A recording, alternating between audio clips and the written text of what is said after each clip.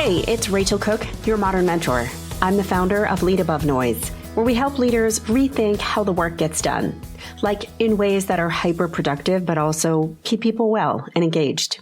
We deliver the tools and the skills so that leaders learn to build human goodness into the work instead of trying to bolt it onto the work. If your organization is ready for some fresh approaches to working, learn more about my speaking, workshops, and coaching programs at leadabovenoise.com. Okay, on to today. So today I get to share with you a chat that I had with speaker and author Juan Bendaña.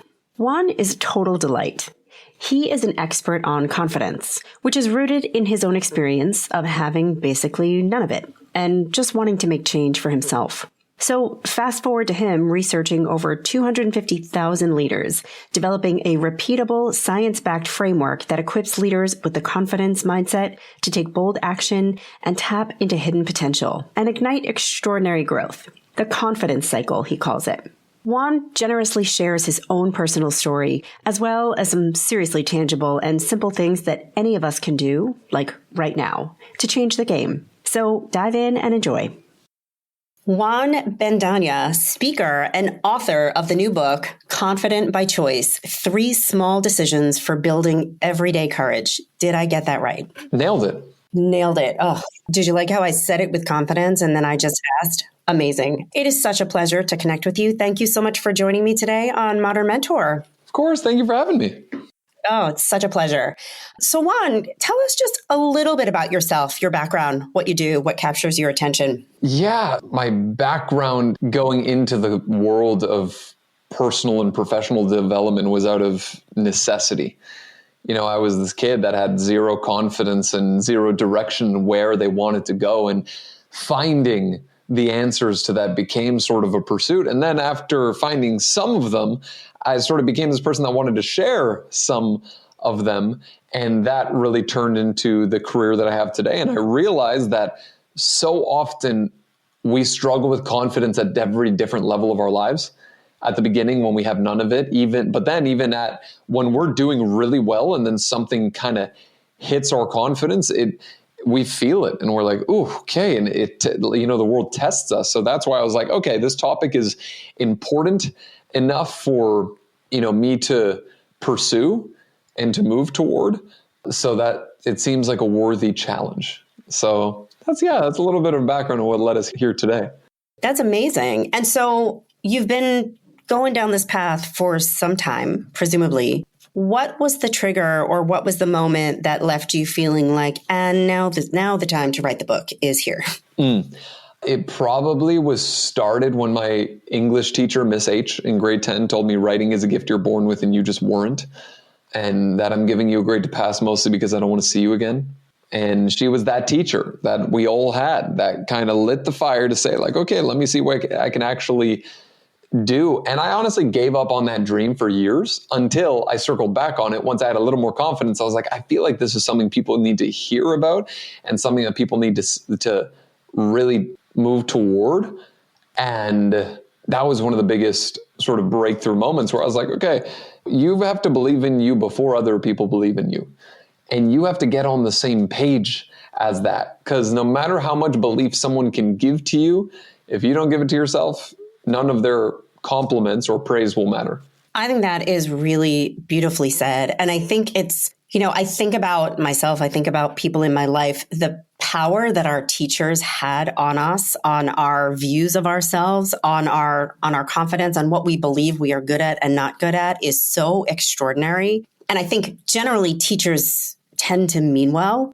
I think they don't always recognize the power, for good or for bad, of the words that they leave with us. It is insane as we get older and older, the memories that we still carry of certain things that teachers said to us in certain moments that are just etched into our brains forever. And the ability to kind of take that story in and accept, okay, that was Mrs. H's perspective, but I'm going to reinvent my story. I think that's pretty incredible. Can you talk a little about that? You said, I had that and then I circled back once I had more confidence. How did you start to get that more confidence? This is something I'm just hearing more and more about in the workplace. And so I'd love to hear what you unlocked there. Yeah, I think confidence is not a character trait that you unlock. It's a muscle that you develop. It's one of the biggest misconceptions. We think confidence is a character trait. We think like you either have it or you don't. You won it or you didn't. And it's more so, it's like any muscle. You got to go to the gym and do some reps for it to strengthen. But also in that process of going to the gym, sometimes you tear some muscle in order for it to grow. And sometimes that tear looks like getting rejected. Sometimes that tear looks like you're not good enough yet. Sometimes that tear looks like you didn't get the leadership role that you applied to. So I think people are really afraid of facing the music, so to speak. They're afraid of facing that thing because it will kind of give us this, oh, I guess I'm not enough. And I always just add to that sentence, like, you're not enough yet. Like, it's a development process. It means it's okay if you're not enough. It just means you're not enough yet. You have some time to work on that thing. And I think that's a worthy, pursuit. So I think for most people, it's and for me, how did I develop that? By treating it like a muscle that I needed to build, by consistent exposure to discomfort, by consistent challenge, by consistent pursuit of growth. Because many people shy away from those things because of the potential of them not going well. Yeah. I love that you used the gym metaphor, partly because I often find myself using fitness metaphors, but partly because, what stands out for me is that for a lot of people, the hardest part of going to the gym is actually walking in the first time and looking around and recognizing, I don't know what any of these machines are. This is terrifying. I'm just going to leave. And so I think once you have spent a little bit of time just practicing how the machines work and you've activated the muscles for the first time, then understanding how to grow them over time might become more intuitive. But it's that stepping in that can be the scariest. Mm-hmm. And so I would love to hear a little bit when you were at that place of whatever you would describe it as, like pure terror, or I am definitely not enough, but I'm going to start. What did that look like for you? Yeah, I think getting into environments that make you viscerally uncomfortable. Where when at the very beginning, this was after, I went through this breakup, that this girl that I thought was going to be the one. And when that relationship kind of ended, I sort of started to snowball down a pretty bad path. And I turned to food and started overeating. That sort of turned into binge eating disorder. I got to a place where I was 75 pounds more than I am right now. And then food quickly became not enough. So then I turned to alcohol, and then started as Fridays, then turned into Saturdays, and then Sundays, and then Tuesdays. And that whole process, really, the catalytic moment was saying, I know something needs to change, but I need to participate in that change. See, most people know that something needs to change in their life, but they don't yet participate in that change. So then they wonder why things aren't really changing, and they wonder why things aren't really moving. So for me, it was participating in my own growth and not having that happen because of someone or because of an experience or because of a new relationship or because something came up. Like, I'm going to participate. I'm going to be a part of that growth. I'm going to be a part of that change. And a lot of times that was uncomfortable. And it was like going to the gym and not knowing what to do at all. It was eating the salad that I had no idea how to prepare. It was even with public speaking. It was sharing an idea in a meeting before I felt confident enough to.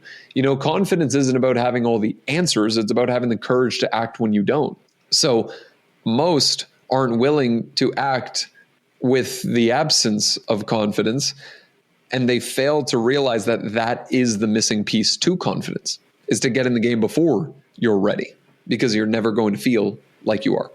Yeah. And I think that applies in many aspects of life, right? And you ever listen to somebody who's like, I don't know if I'm ready to be a parent yet, right? And maybe having kids isn't for you, but if you're waiting to actually feel prepared to be somebody's parent, you're probably never going to end up having children, right? So there are, I think, a lot of things in life where we are forced to do the uncomfortable thing if we want to move towards that outcome. So tell me a little bit about the book. I mean, what are these 3 small decisions? How small are they? Yeah, the book is really around this idea called the confidence cycle, which are 3 decisions that lead to a certain outcome. And the decisions were really rooted in the question of why is it that confidence seems to be so straightforward for people to build. Like in terms of the research of like the more competence you build, the more confident you'll feel. It's called the confidence competent loop, and that's been around for decades. And so if that's the case, why do so many people struggle with confidence? Because there's 2 steps before the building competence part. There's 2 steps before the taking action part. The first, and these are the 2 reasons why people struggle to build confidence, is number 1 is they look at the challenge in front of them. They're like, what if I don't have the energy for it? And then number 2 is, what if I'm afraid? See, the 2 things that really hold people back from getting in the process of building confidence is the lack of energy they have and the lack of courage they carry toward that challenge. So if we can generate energy and then practice courage, decision number 1, decision number 2, then it facilitates decision number 3, which is to take action, which then ultimately leads to proof, which means, oh, I saw that I did that. Now I can feel a little more confident in myself. I saw that I was able to achieve that.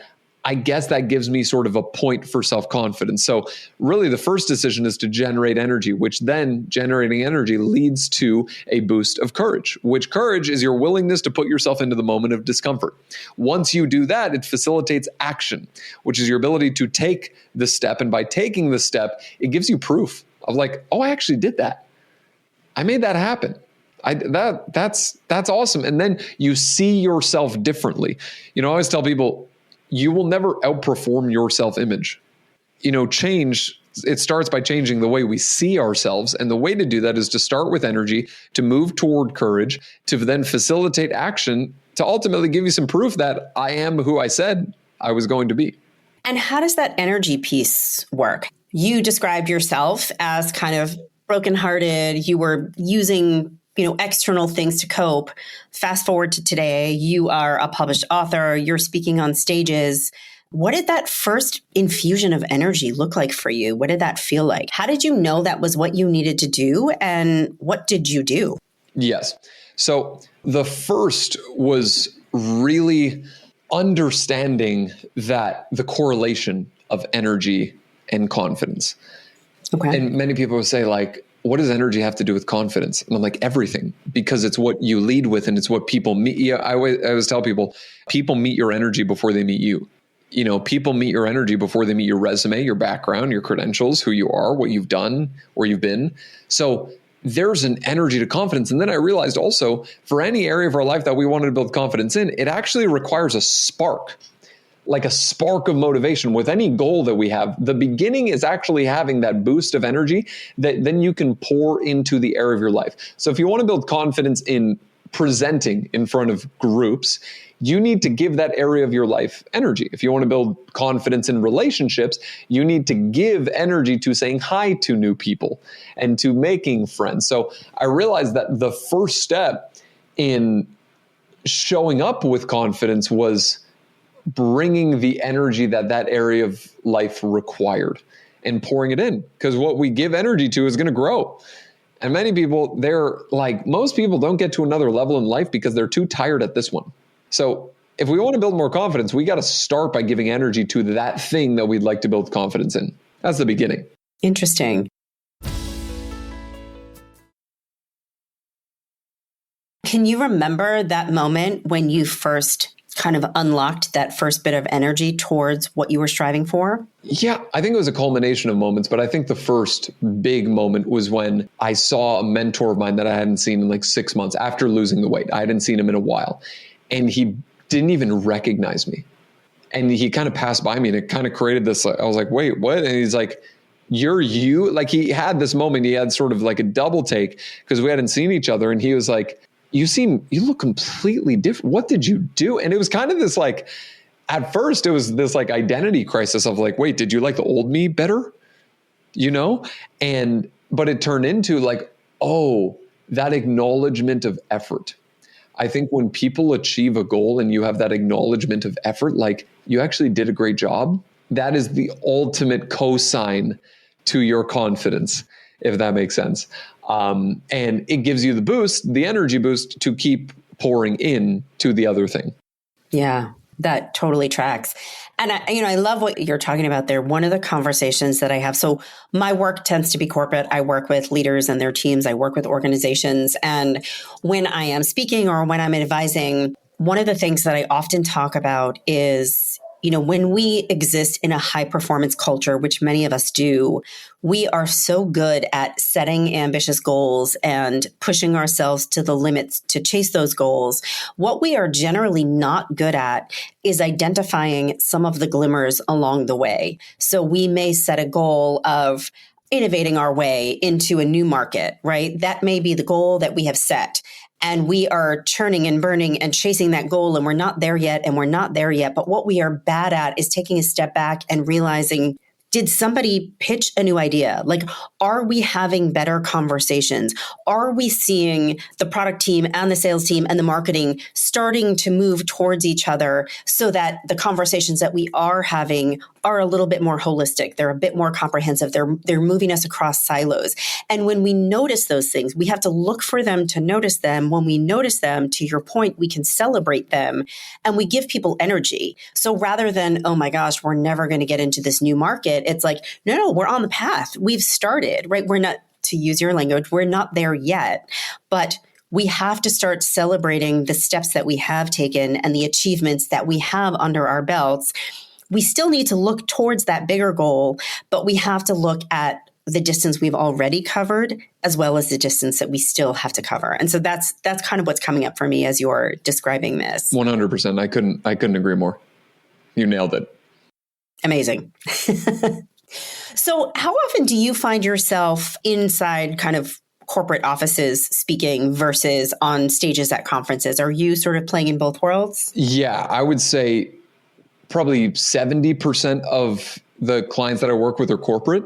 30% are in the association conference world. So I was just with a few associations this past week, but then I fly to San Diego to work with a tech company with all of their managers and leaders in their annual conference. And then I'll do an offsite for a company in New York with all of their managers. And then I'll go to, Lindt Chocolate sales kickoff.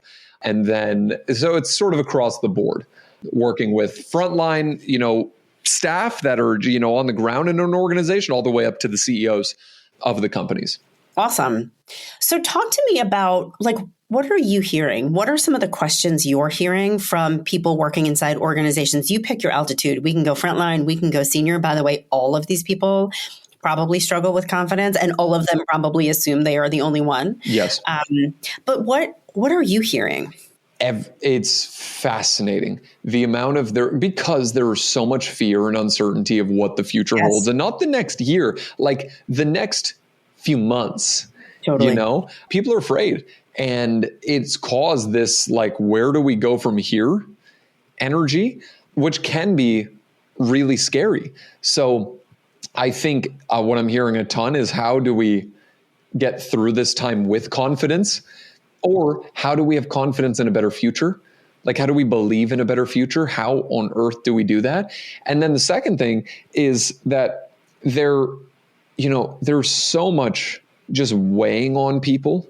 And there's so much self-doubt in the hearts and minds of individuals. And here's the thing, the higher the level, the more run-ins with self-doubt that person has. Because I'll meet people at the top of their game, executives. I was just with a room of CEOs that ranged anywhere from, $2-3 million businesses all the way to $20 to $30 million businesses. And so many of the conversations afterwards were like, after I had a kid, my confidence has not been the same. It's taken a shot. I don't know if I'm a good dad. These are entrepreneurs that are doing millions of dollars a month. And you think they would have all the confidence in the world, but every next level demands a different version of us and tests us in a brand new way. So I'm seeing that confidence is something, it's a practice. It is not something we experience once. And in addition to that, it's something that we can also help other people feel by saying, hey, I just want to acknowledge you and say you're doing an extraordinary job. You're doing great work. I just want to say you're awesome. You're amazing. Thank you so much for being here. There's literally, in the research of confidence, there was something dating back to 1970 when confidence was coined by Dr. Albert Bandura. One of the 4 components of self-confidence was verbal persuasion, which means that you can convince people into believing in themselves. And you literally, that's like the foundational research of confidence. And you can also convince yourself. Now people call it self-talk, but it's actually in the research. It's called verbal persuasion. So oftentimes we are verbally persuading ourselves to pretty awful outcomes. And then we aren't verbally persuading others to believe in themselves and to say, hey, you're great. You're doing a great job. I'm happy you're here. That's amazing. That is an incredible act of generosity. And it serves everybody, right? We all want to be confident. We want to be around people that are confident. I know it can be easy to sort of start to slip into what we're now calling toxic positivity. Yes. So not going overboard, but at the same time, really seeing people for their contributions and saying them out loud. I think that is an amazing gift to be able to give to yourself and your peers. Yeah. And it's like, there's enough negativity in the world. Do you want to add to that dish? Do you want to add to that potluck? Because I'm pretty sure there's enough food on the table. Or, yeah, toxic positivity. Oh, you're so toxically positive. Yeah. What's the alternative? Yeah. Toxic negativity. Right. I'd way rather be toxically positive than toxically negative because we get to be here. You know, my mom and dad fled from Nicaragua during the war to Canada in February, and they'd never seen snow. They were 19 and 21 respectively, to build a new life for their future family that they hadn't had yet, my brother, my sister, and I. And my mom would always tell me, like, it is a blessing to be here. In Canada, even now moving to the US, it's a blessing to be here. And when people here complain about being stuck in traffic, or that they use the wrong milk at Starbucks, or that a flight is delayed by the $150 million plane you could never afford with a pilot that has gone through years of training to fly you safely across the country, we've lost perspective deeply. And I think when you can remember that everything is a blessing, everything is a gift, does that mean that challenges are going to happen? Of course, challenges are going to happen, but that doesn't mean that they need to be all consuming. So whenever people say it's like, that's toxic positivity. Yeah. Why is it toxic? Who's the positivity hurting? Or is it hurting your certainty that you find in stress? Maybe. That's fair. That's fair. So I have a couple follow-up questions. What are you, first of all, saying to people when you get questions about how do we have confidence amidst so much uncertainty, even the uncertainty around next week? Like there's no singular answer, but what advice are you offering? Mm-hmm. You know, why the book is called Confident by Choice is because I do believe confidence is a choice. Belief is a choice. A joy, happiness they are decisions that we make. Stress is also a choice. You know what else is a choice? Worry. And what really is worry? If you really think about it, worry is just the anticipation of a negative outcome that hasn't happened yet. That's all worry is. So if worry is the anticipation of the negative outcome, then what's the antithesis of that? What's the opposite? Well, excitement. That's the anticipation of a positive outcome. So you'd be excited. Like, oh, I'm going on this vacation. I'm getting married. I have a birthday. I'm going to, like, Gabby and I are going to a really nice dinner tonight. We're super excited. My wife and I, we're really excited. Okay. So why does that matter? Well, when we talk about energy, anticipation actually generates energy. And then energy that actually shows up today, not tomorrow. And there's something called anticipation psychology, which is essentially our brain's way of preparing us for what's to come, which is the reason we as people feel way better in the weeks leading up to a vacation than on the actual trip. And they've literally done research at the National Science Foundation. They found that we feel better feelings before than on the actual trip, than on the actual vacation. So how do we use that? I talk about this tool called excitement anchors. And basically, here's how it works. By anchoring to what you're looking forward to, psychologically, it brings that energy into the present moment, and then you can use that energy to deploy it with the goals that you have today. So I always tell people, like, when you look at your calendar, especially for executives, especially for leaders that have a crazy corporate calendar, when you look at your calendar, you should feel excited that this is your life.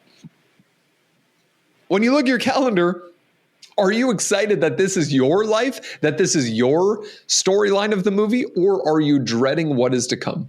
Because so often people are in the latter and they're just dreading everything. And then they wonder why they're exhausted or they wonder why they're disengaged. It's like, you got nothing to look forward to, my friend. You got nothing to look forward to. So schedule like the date night, going on a walk, spending time with your kids, spend time with your dog, cooking your favorite dish, ordering the cookie you know you probably shouldn't. Like, do something that brings you energy, because then you can use that today. You can use that now. Even if you schedule something for Friday and it's a Monday, you will walk differently. You will psychologically show up with more energy today. It's so interesting. I'm listening to you talk, and, a lot of the work that I do is with organizations that are struggling with things like employee engagement, as an example. And I'm listening to you talk under the heading of confidence, and you're talking about sort of infusing energy into the system in service of driving confidence. But it also sounds like in doing so, you are accidentally, slowly starting to solve for employee engagement type problems. 100%. There's something really interesting about how we're struggling with a lot of different things in organizations, with low engagement, with high uncertainty, with low trust, with low confidence. And yet there's something so unbelievably interconnected about some of these issues. You start tackling one and suddenly all of them seem to be easing or abating. And I think there's just something really compelling about that idea. Yeah, because what is an engaged employee? An engaged employee is one that feels on purpose, that feels excited to be a part of the organization, that feels on mission, that feels like they matter, that feels confident that this is the right place for them. So when you start creating those feelings for them, when you start tapping into that, the engagement piece kind of solves itself, because if people are excited, what happens? You can feel the difference. You can feel it when someone's excited in a room, because the world we live in is a mirror. It's not a window. So the energy you put out in the world is going to come right back to you. So are you putting out energy that represents the kind of organizational culture that you would like to build? I work with a lot of CEOs, and they'll tell me, like, I just can't get my team engaged. Mm-hmm. I just can't get them engaged. Like on our team meetings every Monday, I just can't get them like really getting after the week. And I'm like, how do you start your team meetings? Does anyone have anything to share? Yeah. I think I know where the problem is. So instead, they swapped that question. I've had CEOs literally tell me they swapped this question, and it completely changed the dynamic for the week. What's one thing everyone's excited about this week? That's amazing. So then what does it do? Twofold. Number one, it gets people energized about what they're looking forward to. And number two, it feels like you care about me. 100%. You have vested interest in my success. That's really cool. Let's go. I love that. Come on. So yeah, I think it's much simpler than we give, it's much simpler than we give it credit for. It really is. I couldn't agree more.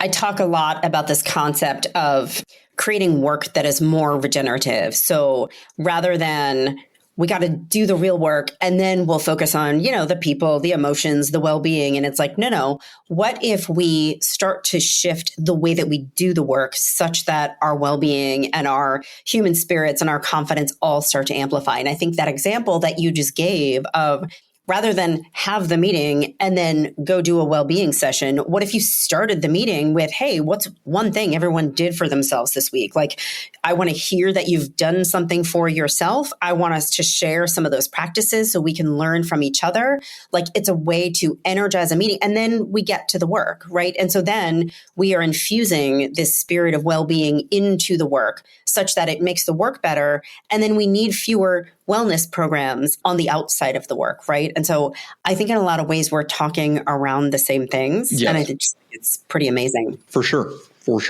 So I want to ask a question that feels almost ridiculous, but I have to imagine there is an answer. Do you ever have like a low confidence day? All the time. All the time. I barely believe it, but I'm gonna give this one to you.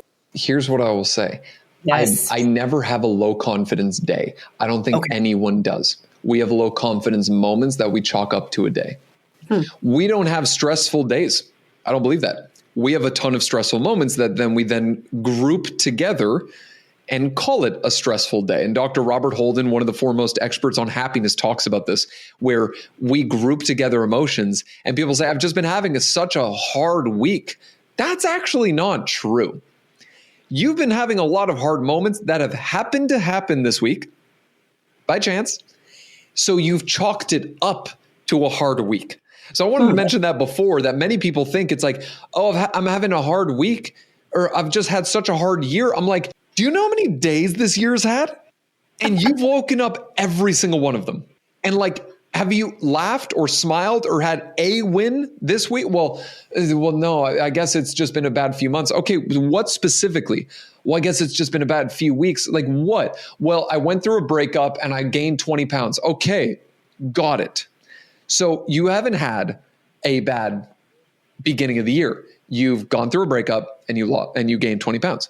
That's it. So for me, it's moments of self-doubt and moments of feeling that way. And they happen all the time. I'll literally give you a timely example. There's a showcase for speakers, for professional speakers and speaker bureau agencies. It's like the event to do. I applied last year. I got rejected.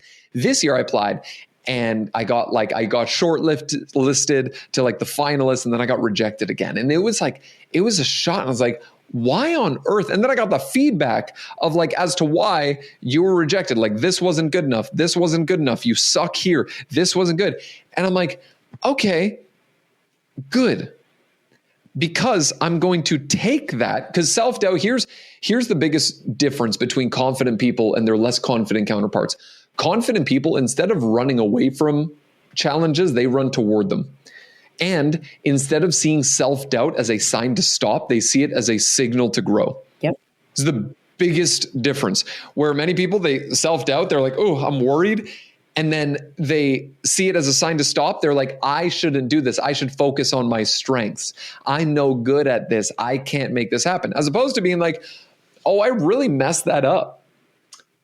Okay, let's go back to the drawing board and see what we can do. And your mind will get in the way, because 80% of our thoughts every single day are negative. 95% are repeated from the day before. So many times our negativity bias is a habit. And it's often thinks of what's wrong and where's the first place it looks? Us. Yeah. How we perform. The truth is, if we were to talk to other people the way that we talk to ourselves, we'd probably have no friends.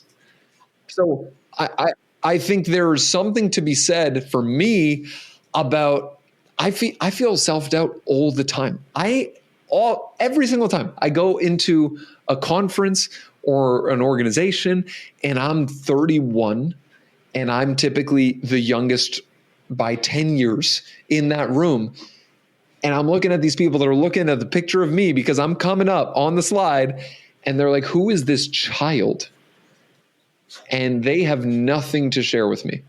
I literally see that and I'm like, okay, let's go. That's all right. That's fine. That's okay. It's time to go. It's time to get after it. So I think, I experience self-doubt all of the time. I'm still learning to this day how to see it as a signal to get better, as opposed to a determination of who I am. That's my biggest learning lesson that is just a constant running in the background.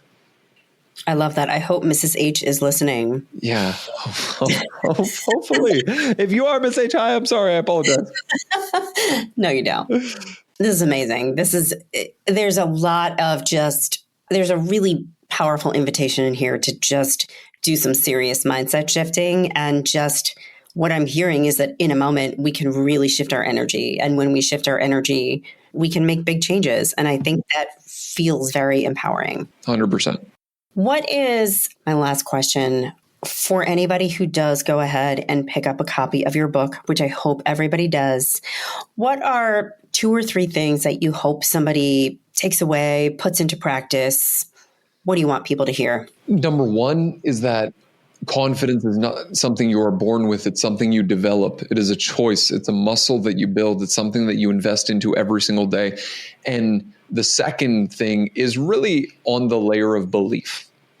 Like I talk about confidence. I wrote a book on confidence over the past 2.5 years. I still struggle with belief all the damn time. So if I do, other people must struggle with it constantly. So I want to remind people that like you're doing way better than you give yourself credit for. And that if you could see yourself the way that other people see you, you wouldn't be so hard on yourself. and just to have that level of belief in that, like, it's okay if you don't have it all together. You don't need to be perfect. You just need to strive towards better. That'd be the takeaway. That is amazing. Juan Bendaña, thank you again so much for this conversation. I have enjoyed it. I have learned a lot, and I am going to accept your invitation. So watch out for my energy, new friend. Amazing. Awesome. Thank you for having me. Thanks everyone for listening here. It was a pleasure. Thanks so much. I hope you enjoyed my conversation with Juan Bendaña. Grab a copy of his new book, Confident by Choice: Overcome Imposter Syndrome, Break Through Self-Doubt, and Step into Unwavering Confidence. And learn more about him at his website, juanbendaña.com. Join me next week for another great episode of Modern Mentor. Until then, visit my website at leadabovenoise.com. You can follow Modern Mentor on Apple Podcasts, Spotify, or wherever you listen. Thanks so much for listening and have a successful week. Modern Mentor is a quick and dirty tips podcast. Thanks to the QDT team, audio engineer Dan Feierband, director of podcasts Holly Hutchings, ad operations specialist Morgan Christensen, marketing manager Rebecca Sebastian, and our marketing contractor Nat Hoops.